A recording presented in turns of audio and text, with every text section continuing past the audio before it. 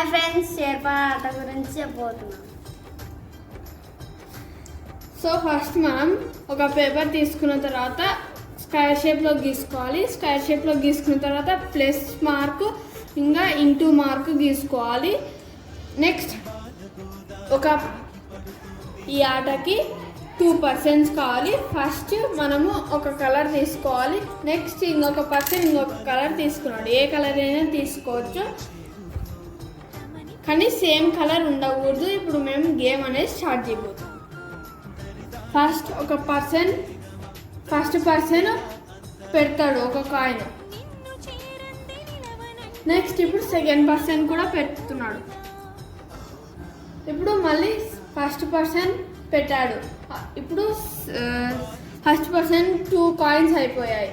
ఇప్పుడు second person కూడా పెడుతున్నాడు. మళ్ళీ ఇప్పుడు సెకండ్ పర్సన్ దగ్గర ఒకటి ఉంది కాబట్టి ఒకటి పెడుతున్నాడు. మనం పెట్టేటప్పుడు ఫస్ట్లోనే గేమ్ అనేది కాకూడదు. 1 or 2 స్టెప్స్ అనేది కావాలి. ఇప్పుడు మూవ్స్ అనేది స్టార్ట్ చేస్తున్నాం. First person జరుపుతున్నాడు.